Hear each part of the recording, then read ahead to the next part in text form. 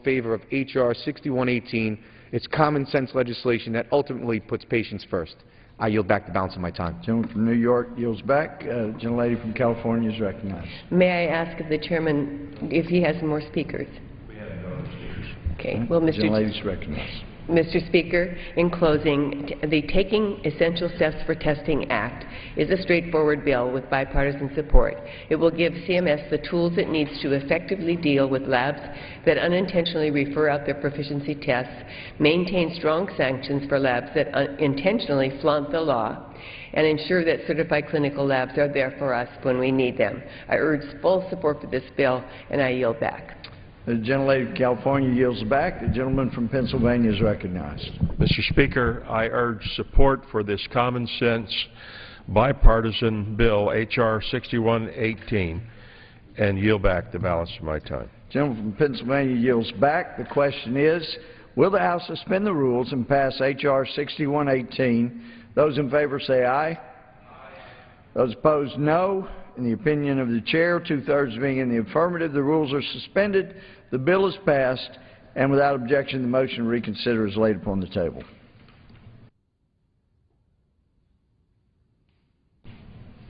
For what reason does the gentleman from Pennsylvania seek recognition?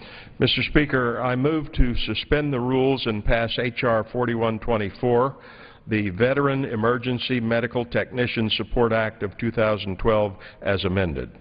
The clerk will report the title of the bill. H.R. 4124, a bill to amend the Public Health Service Act to provide grants to states to streamline state requirements and procedures for veterans with military emergency medical training to become civilian emergency medical technicians. Pursuant to the rule, the gentleman from Pennsylvania, Mr. Pitts, and the gentlelady from California, Ms. Capps, will each control 20 minutes of the time. The chair recognizes the gentleman from Pennsylvania. Mr. Speaker, I ask unanimous consent that all members may have 5 legislative days in which to revise and extend their remarks and insert extraneous materials in the record on H.R. 4124. Without objection. Mr. Speaker, I yield myself such time as I may consume. The gentleman is recognized. Mr. Speaker, I rise this evening in support of H.R. 4124, the Veteran Emergency Medical Technician Support Act of 2012. This act would take us forward in 2 important ways. It would reduce the shortages of emergency medical technicians in the United States and at the same time help our veterans find employment.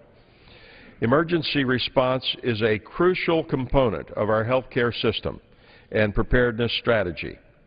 EMTs are often the first point of contact in a crisis situation, and their care can make the difference between life and death. Emergency response is even more crucial on the battlefield, where military medics respond to emergencies and provide care for the soldiers until a physician or other health professional can take over.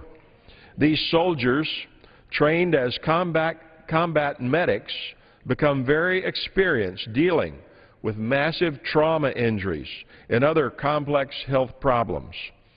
It seems that utilizing those with military medic training in our EMT workforce here at home would be good for the returning soldiers, good for the health care system, and good for patients.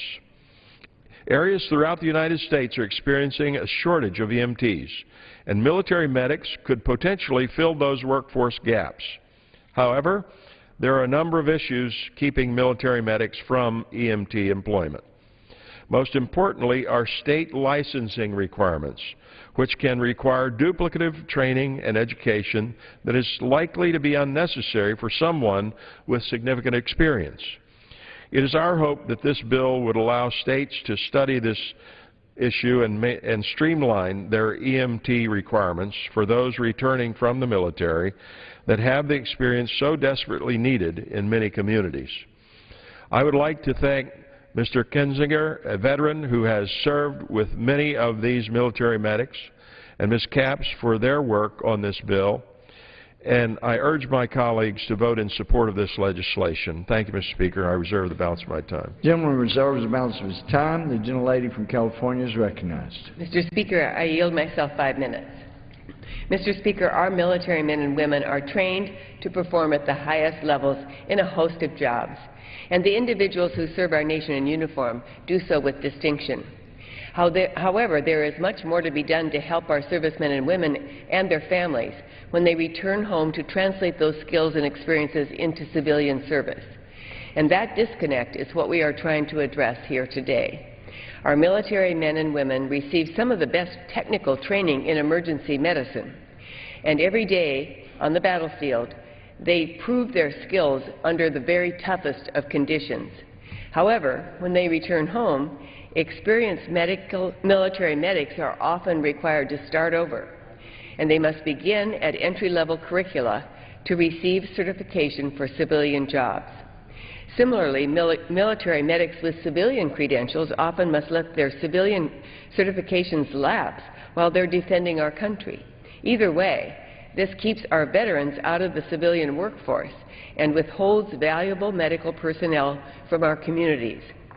As a nurse, I know the importance of having qualified and capable first responders in each of our communities, and that is why we must do all we can to break down the artificial barriers that obstruct our military medics from civilian opportunities. So I'm pleased to have joined Congressman Kinzinger to introduce H.R. 4124, which is the Veteran Emergency Medical Technician Support Act.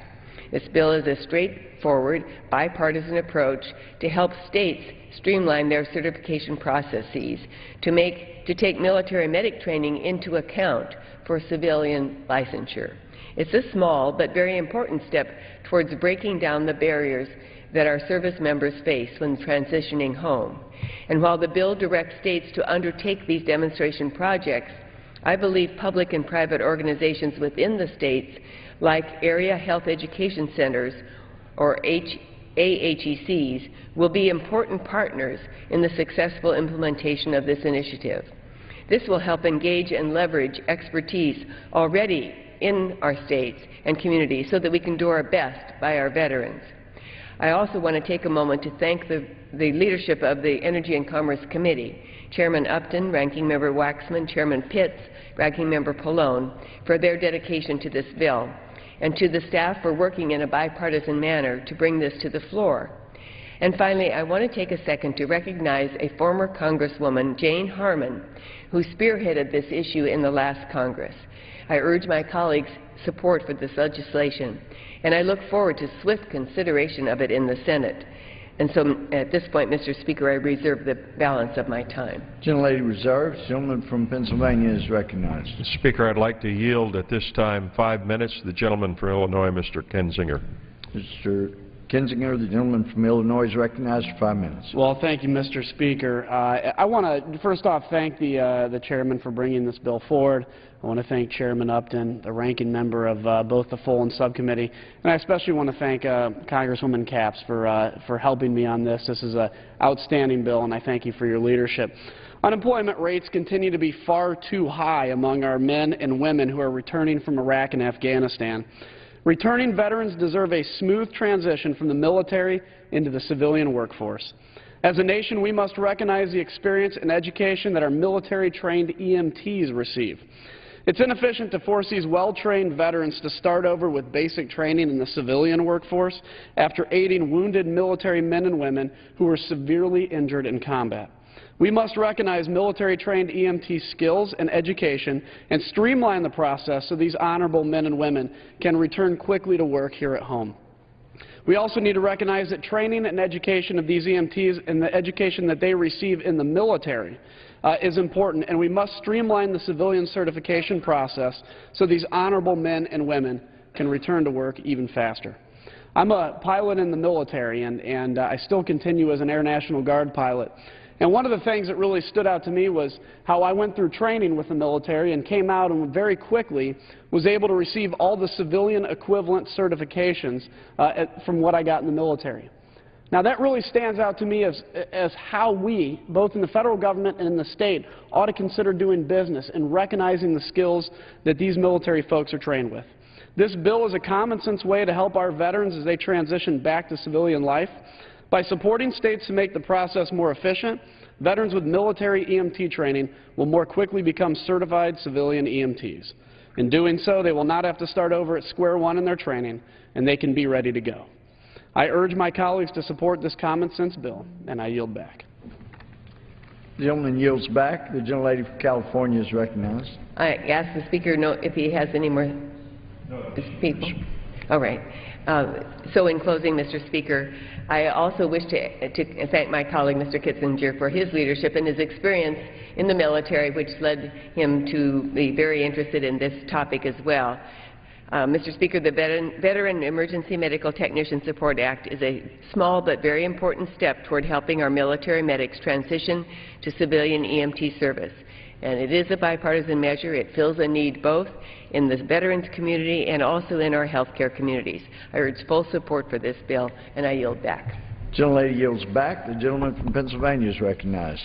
Thank you, Mr. Speaker. As a veteran, I appreciate the efforts of Mr. Kinzinger and Ms. Capps and others in this common sense and very bipartisan bill to support our veterans and provide for this need in the emergency medical technician area. Urge support for the bill and yield back the balance of my time. Gentleman yields back. The question is, will the House suspend the rules and pass H.R. 4124 as amended? All those in favor say aye. Those opposed, no. In the opinion of the Chair, two-thirds being in the affirmative, the rules are suspended, the bill is passed, and without objection, the motion to reconsider is laid upon the table.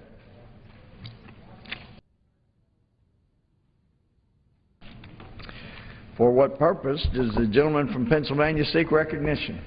Mr. Speaker, I move to suspend the rules and pass H.R. 733, the Recalcitrant Cancer Research Act of 2012, as amended. The clerk will report the title of the bill. H.R. 733, a bill to amend the Public Health Service Act to provide for a pancreatic cancer initiative and for other purposes. Pursuant to the rule, the gentleman from Pennsylvania, Mr. Pitts, and the gentlelady from California, Ms. Ashu, will each control 20 minutes at a time. Chair recognizes the gentleman from Pennsylvania. Mr. Speaker, I ask unanimous consent that all members may have 5 legislative days in which to revise and extend their remarks and insert extraneous materials in the record on H.R. 733. Without objection. Mr. Speaker, I yield myself such time as I may consume.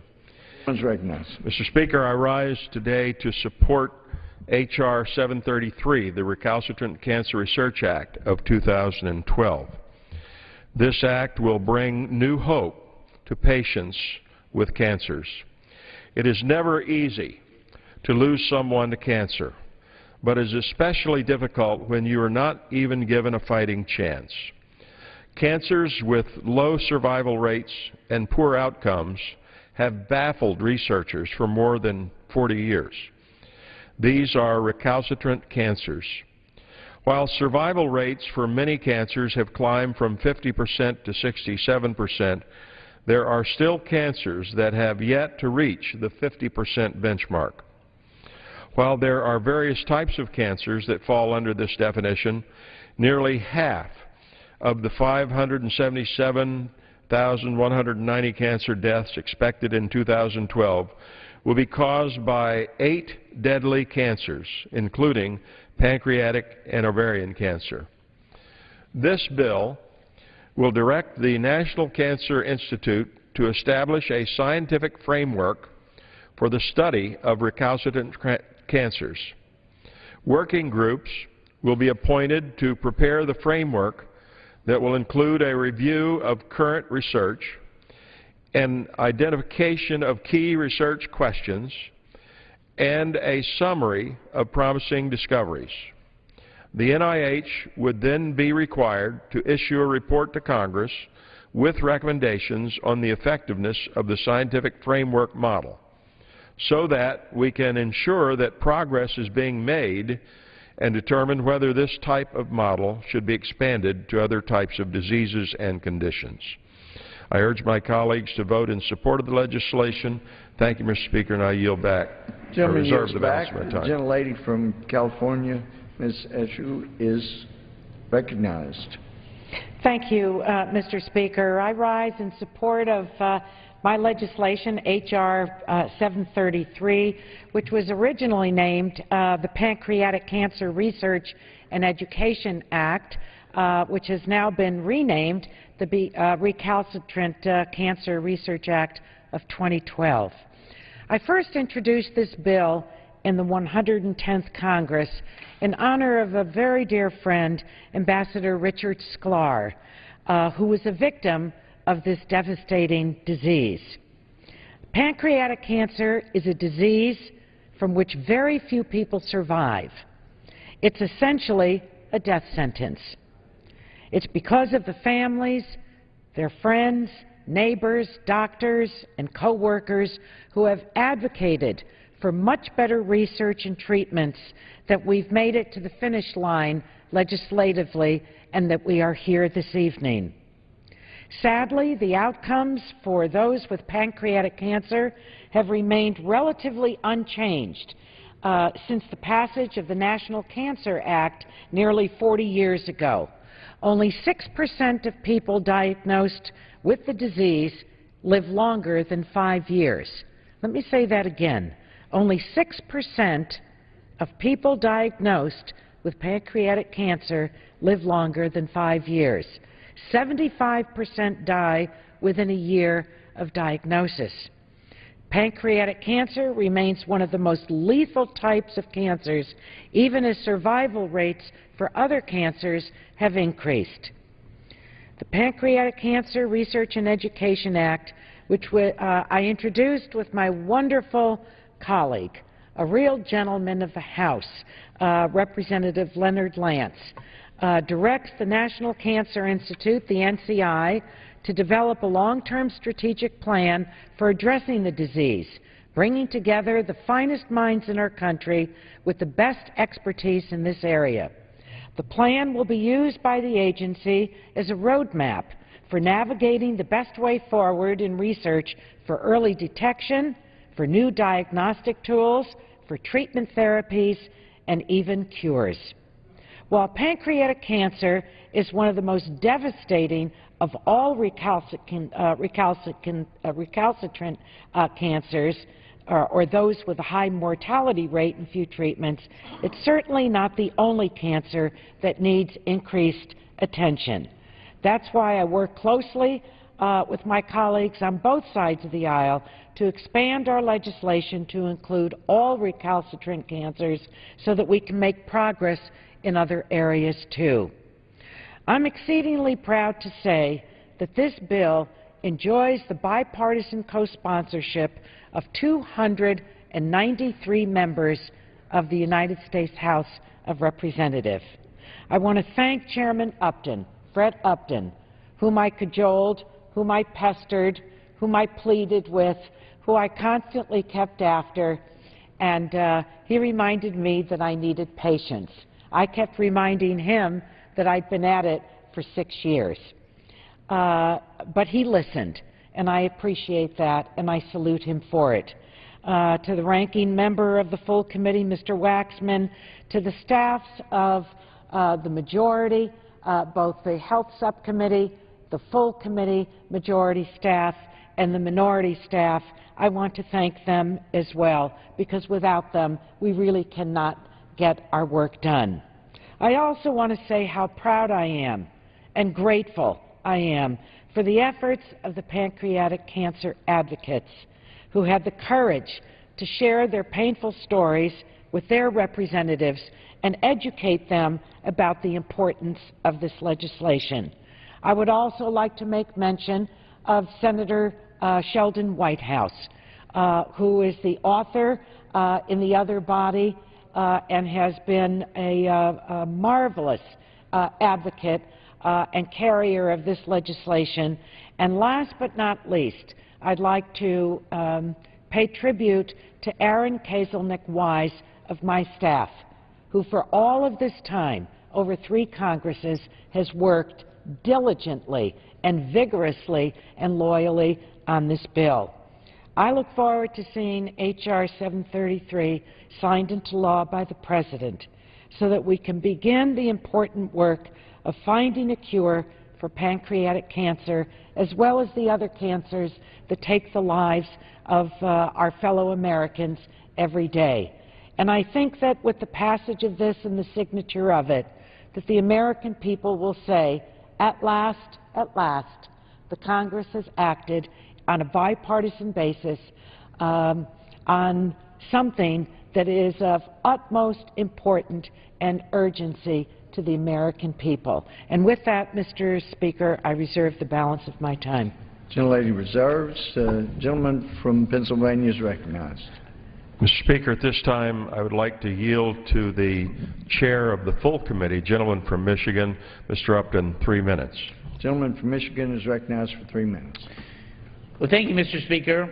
This legislation, H.R. 733, the Recalcitrant Cancer Research Act of 2012, will indeed take important steps to improve outcomes for cancer patients. For the many Americans who have been diagnosed with a hard-to-treat cancer, hope is not easy to come by. These patients have heard all about the advances in cancer treatments and cures, but are left to wonder why there isn't some help for them.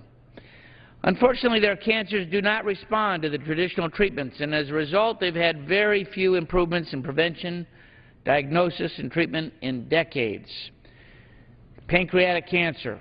According to the NIH, it is estimated that 44,000 men and women will be diagnosed with this cancer in this year, of which 35,000 will die. The 5-year survival rate is less than 6% compared to other cancers with survival rates of over 90%. This bill will guide efforts at the National Cancer Institute in identifying a scientific framework that will outline those unanswered medical and scientific questions that will help to focus research efforts for those deadly cancers.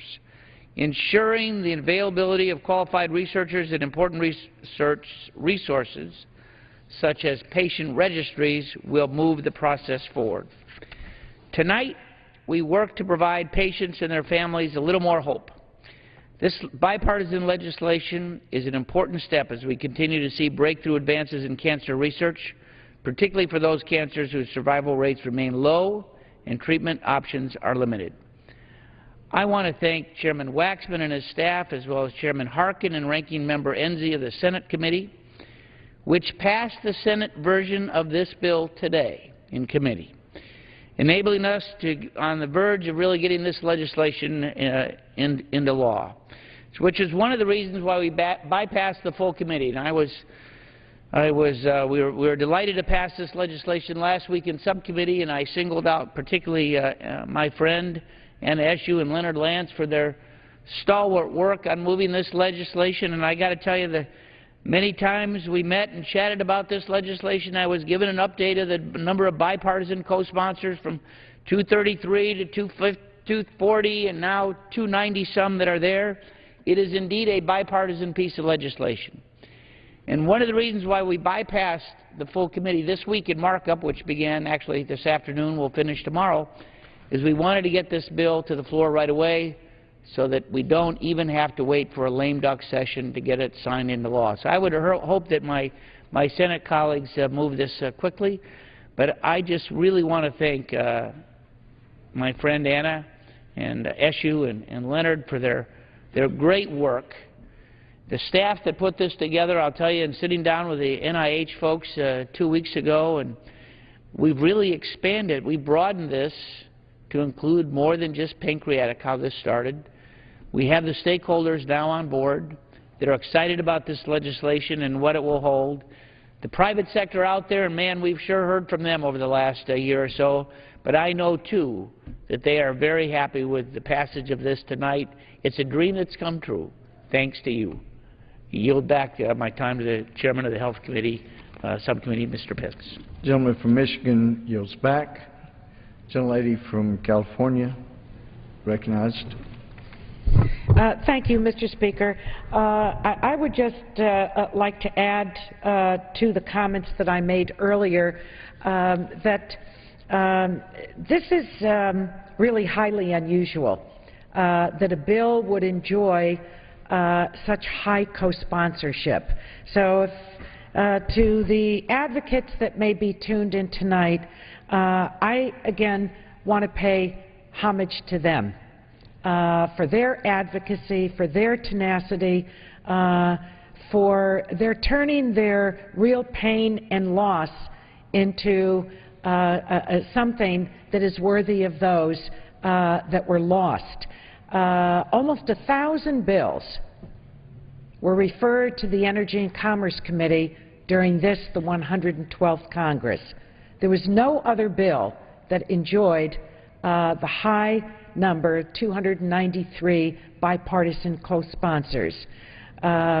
This Congress has been really torn apart by so much disagreement, a high amount of nonpartisanship, people all over the country really scratching their heads and saying, can anyone ever come together in Congress to get something done for the American people? And while I wish there were so much more, I think that this stands tall and is an eloquent statement about my colleagues that signed on to this as co-sponsors. And I thank again the leadership on both sides of the aisle, the staff that is so wonderfully responsible for the beautiful work that's done, and again close my comments by paying tribute to the Republican leader on this legislation, Representative Leonard Lance, who is a genuine gentleman, an outstanding legislator, a good friend, and a man of real integrity. So I yield back the balance of my time, Mr. Speaker, and I say bravo to all of the advocates. God bless you all. Gentlelady from California, Ms. Eshoo, yields back. The gentleman from Pennsylvania, Mr. Pitts, is recognized. Mr. Speaker, at this time I'd like to yield 4 minutes to the gentleman from New Jersey, a member of the Health Subcommittee, Mr. Leonard Lance. Gentleman from New Jersey, Mr. Lance, is recognized for 4 minutes. Thank you very much, Mr. Speaker. I rise tonight in strong support of this legislation that I have had the honor of co-sponsoring with my friend and colleague, Congresswoman Anna Eshoo of California. The legislation improves the prevention, the diagnosis, and the treatment of cancers with high mortality rates, including pancreatic cancer. Since President Nixon declared the war on cancer 40 years ago, the overall 5-year survival rate for all cancers has climbed from approximately 50% to 67%. There are, however, cancers such as pancreatic cancer that still have high mortality rates and have not seen substantial progress in diagnoses or treatment of the disease. These so-called recalcitrant cancers are among the deadliest diseases and are the very types of cancers that this bill seeks to address. This legislation will direct the National Cancer Institute to establish a scientific framework that will guide research efforts on recalcitrant cancers by identifying unanswered medical and scientific questions.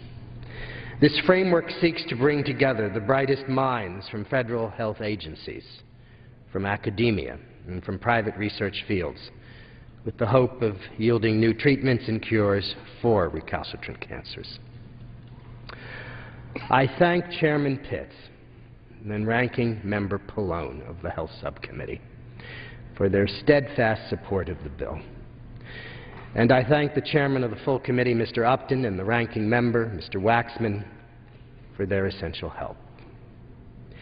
At a time when so many Americans are concerned about the lack of bipartisanship in Congress, this legislation is an example where members of the House Energy and Commerce Committee work together, as we so often do on critical health care issues.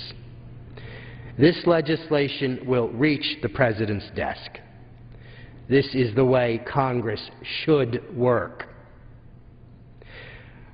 I give special recognition to Congresswoman Eshoo for her tireless efforts, not only in support of this legislation, her legislation, but for her advocacy throughout her public life in support of cancer research and education. I also thanked Senator Whitehouse for his work on this issue. And I thank Jeff Last, of my staff for all that he has done on this important legislation. Also, Mr. Speaker, I thank Lisa Swayze for her advocacy in support of the pancreatic cancer issue, advocacy in memory of her husband, the great actor and dancer Patrick Swayze. On a personal note, when my twin brother Jim and I were 12 years old, we lost our mother to cancer after a valiant 3-year battle. I dedicate whatever modest work I have done on this issue in her memory. I urge my colleagues to support the Recalcitrant Cancer Research Act, and Mr. Speaker, I yield back the balance of my time. Gentleman from New Jersey yields back. Gentleman from Pennsylvania is recognized. Mr. Speaker, in conclusion, I want to commend the advocacy of Mr. Lance and Ms. Eshoo, the leadership, Mr. Upton, the ranking member, the full committee and the subcommittee, and thank the staffs of both the subcommittee and the full committee for their tireless work in putting together this bipartisan compromise. An excellent bill, and I urge support from the members for H.R. 733, the Recalcitrant Cancer Research Act of 2012, and yield back the balance of my time. The gentleman yields back. The question is, will the House suspend the rules and pass H.R. 733 as amended? Those in favor say aye. Those opposed, no. In the opinion of the Chair, 2/3 being in the affirmative, the rules are suspended. The bill is passed, and without objection, the motion to reconsider is laid upon the table. Without objection, the title is amended.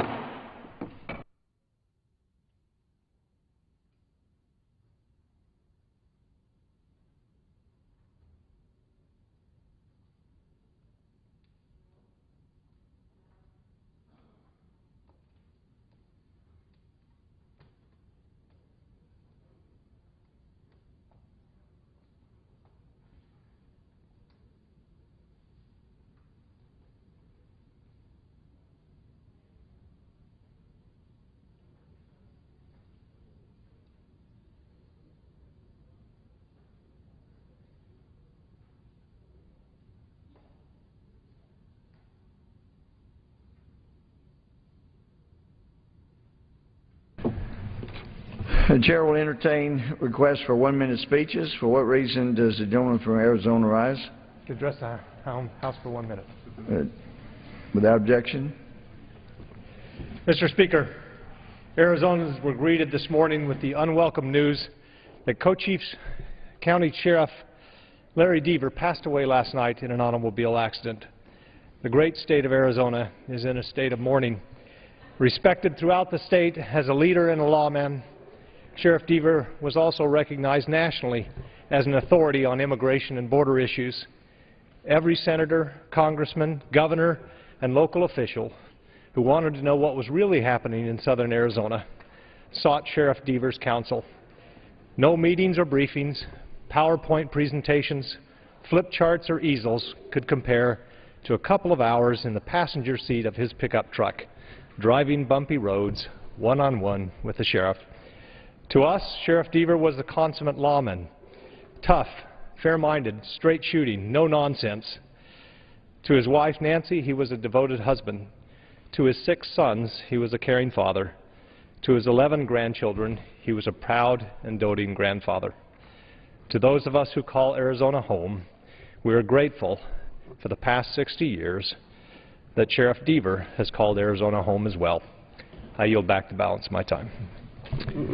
Gentleman yields back. Are there any other requests? Hearing none, under the Speaker's announced policy of January 5th, 2011, the gentlelady from West Virginia, Ms. Capito, is recognized until 10 p.m. as the designee of the Majority Leader. Thank you, Mr. Speaker. We have 10 minutes here, and I am very proud to be here tonight to talk about a bill that is on the floor on Friday, and that is the Stop the War on Coal Act of 2012. I hail from this great state of West Virginia, one of the largest coal-producing states in this nation. And quite frankly, I'm here for 3 reasons. First reason being I am extremely concerned about the job loss and the economic devastation that this war on coal is having to our state of West Virginia. We had really sad news just yesterday. Alpha Coal announced that 1,200 coal mining jobs in the region were going to be cut. Now, that sounds like a lot of jobs, but then when you think about that's 1,200 families. That's 1,200 men and women that come home tonight and last night and say, we're going to have to do something. And why is it? We don't have enough time to get into all the details, but I do think it is part and parcel of the regulatory environment of this administration. It's the philosophy of this administration that coal is not good for the country, and it's a lack of education, really, on the acknowledgement of the baseload energy that coal brings to this nation. I'm also here to stand up for the families and businesses who are going to see a rise in their electric bills. And I'm also here for the reliability of the electric grid to make sure that we have affordable energy.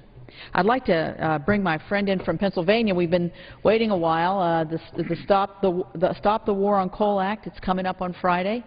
The energy plan is destroying the President's energy plan, if you could even call it a plan. I mean, we're from an all-the-above plan. We've worked together on this, Mr. Murphy and I have.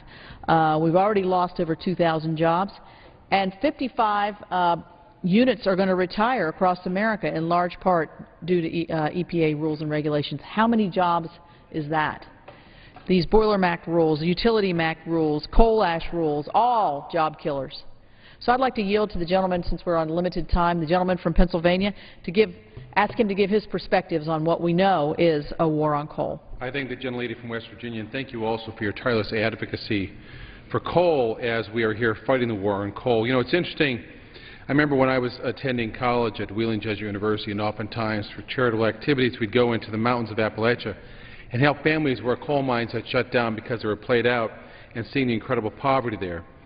We also noted that over the last century, miners toiled for years in those coal patch towns, tried to make things safer, and they accomplished that, worked for better wages, and they accomplished that, and now they're fighting for their very existence and their jobs and their livelihoods. But to add what you're saying about the jobs here, this is not just coal miners. It's the manufacturers who makes the long-wall equipment, the continuous miners, the rails, the wire, the ventilators, the elevators, the safety equipment. They're fighting for their jobs. It's the railroads, the trucks, the barges, the workers who make the rails, the hopper cars, the barges, the trucks. They're fighting for their jobs. And where will they go? Really, this is not just an attack on some of the power plants. We may lose 175 or so initially, but the goal is to shut down 400 power plants altogether. What will happen then? Now, this keeps the President's pledge that if you want to use coal, it will bankrupt you, but it's also going to bankrupt these families when they can't pay their bills, when their electric rates go up. They're already paying $3,000 more per year for their gasoline for their car. And Interior Secretary Ken Salazar told the Democratic National Convention, quote, under President Obama's leadership, the U.S. moved forward with an all-the-above energy strategy: oil, gas, nuclear, hydro, biofuels, wind, geothermal, solar, all of it, he said. What's missing is coal. And if we're not going to build any new power plants, that's also jobs, not just for the miners. It's no jobs for the boiler makers, the electrical workers, the iron workers, the steam fitters, the plumbers, the insulators, the carpenters, the laborers, the operating engineers, the cement masons, the steel workers. That means down in southwestern Pennsylvania, Greene County, where 43% of their income is coal, they won't have that income. Where Washington County will also suffer, where so many Americans will suffer. We need to be investing in new technologies to clean up coal and clean up these power plants and rebuild them, not to shut them down. And I yield back. I agree. I think carbon capture and sequestration holds great promise, but we've got to make sure that we've got the technology available so that we can elongate the life of coal. Contained within the bill we're going to vote on Friday is something that I've been concerned about for years, and that's this administration's inability or reluctance or even will not consider job and economic impact of the decisions they're making. We've passed bill after bill here saying to the EPA and to the President, Mr. President, you've got to weave a balance between the economy and the environment. You've got to look at what the job and economic impact of these towns, small towns and counties. Let's talk about what's happening to the county school systems. When these 8 coal mines shut down in West Virginia, 4 in West Virginia, we have a severance tax. That severance tax goes to pay the counties, and a lot of that money goes to the education of those children. What's going to happen? Who's going to fill that gap? Who considered that when they made the decisions to make it impossible to get a permit, make it impossible to mine the coal, make it impossible to burn the coal? I mean, we're cutting off our nose to spite our face. That's an old and tired term. But if we don't have a baseload, cheap energy, and abundant energy source, and you and I are both from states that have a lot of natural gas, and we're all for natural gas. We want the abundance of natural gas, and we realize the low price of natural gas is part of what's feeding into this. But we need an all-of-the-above plan that must contain coal, clean coal, efficient coal. May I add a story here? I remember back in the 1970s in Buffalo Creek, West Virginia, where a dam broke and wiped out the town. I remember going there to work with the Red Cross. And in the late evening in the school in Mann High School, I was talking to a gentleman who had lost his home. And he had said that before the dam broke, the police came down the street and they said, "Leave your homes, the dam is broken." And he said he grabbed his kids, he said, ran up the holler, up the hill as fast as they could. And as fast as he could run, the water was at his feet, and when he turned around, his home was gone, the town was gone, there was nothing left. And in the darkness of that classroom late at night, I could hear him beginning to cry. And I said, "But you have your family." And he says, "I know, and there's someone else in this town who's lost everything. He even lost his family." And I said, "Well, prayers and good luck help you." He says, "No, it's also the fact that we heard the same warnings. The difference was I listened and he did not." And we are at that same point, too. We're hearing about the existence of towns all throughout Appalachia and all throughout this nation. We need to be mining American coal, using our ingenuity to clean it up, not shut it down, to help all these towns and help the schools and help those families. Yield back. Well, thank you, and I want to thank you for joining me tonight at this late hour. I have just a few more minutes left, and I'd like to spend a little bit of time on what I think is a large overreach on the part of the EPA into making law where Congress should be making the law. We should be deciding how to legislate on the Clean Water Act. We should be deciding how to legislate on the Clean Air Act. We should be deciding how to move forward on permitting in our nation. And instead, this administration knows, because we consider jobs and the economy across party lines. Those are important considerations for a lot of the bills we put forward. But this administration has decided to do an end around. They're making regulation after regulation, and what's happened? The federal courts have said on at least 2 or 3 different occasions, and maybe more, that this administration is in an area where they don't belong. It's a legislative area. It's not a regulatory area. It's an area that needs to be addressed through legislation by the Congress, because that's the proper place for these decisions to be made. So I hope that the President, I hope he's listening. I hope his administration's listening, because thousands of job loss, higher electric bills, less reliable energy, less manufacturing jobs, this all feeds into an over 8% unemployment, folks that quit looking, and others that have given up. And if we don't have a full-out energy plan that includes everything, and our most basic and our longest living energy resource, coal, and uses the properties there and enhances them through research and development, we are going to find ourselves over 8% unemployment. We're going to find ourselves communities wiped out, and states like mine that are 95% reliant on coal production for our electricity are going to be severely disadvantaged.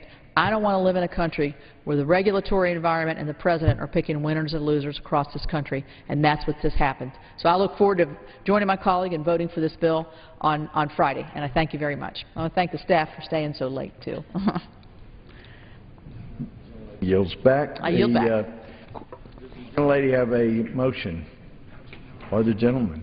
I move that the House now adjourn. The gentlelady moves that the House do now adjourn. The question is on the motion to adjourn. Those in favor say aye. Those opposed, no. Being the chair, the ayes have it. The motion is adopted. Accordingly, the House stands adjourned until 10 a.m. tomorrow for morning hour debate. The House passed several bills today.